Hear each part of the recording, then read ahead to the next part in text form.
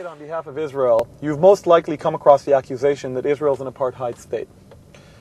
What we're going to do in the following videos is try and see how we can provide not only evidence to demonstrate that that's not true, but in fact that Israel is probably one of the leading and most vibrant democracies in the world today. Now, before we can actually begin, we need to understand what apartheid is. Let's start at the beginning.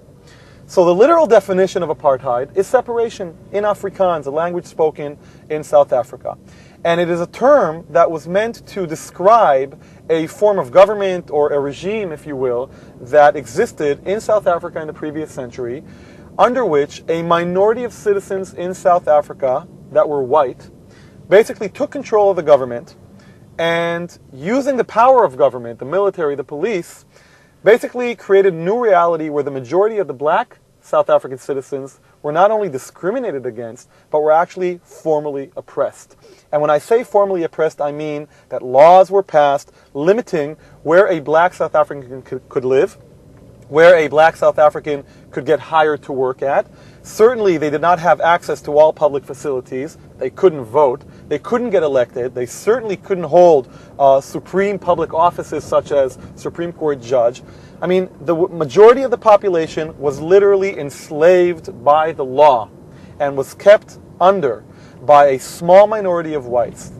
This led, of course, to public outrage, and ultimately, after many, many years of pressure by the international community and very, very painful sanctions to the country, the regime fell and the majority of blacks in South Africa received equality.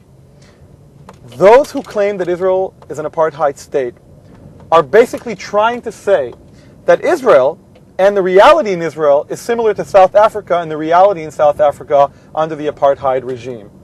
So either they are very, very ignorant and do not know what happened in South Africa or do not know what is currently happening in Israel, or what is worse, they're not ignorant at all, they know exactly what's happening and they're making the claim anyway. So what we're going to do in this section of the website, using this definition of apartheid, is we're going to provide a description of Israel and of what's happening in Israel. I'm going to give you a list of facts which will demonstrate to you, number one, why it is that any claim to the effect of apartheid existing in Israel is simply factually incorrect, and two, any claim or description of the relationship between Israel and its neighboring almost state, the Palestinian Authority and the Palestinian people, is also an incorrect use of the term.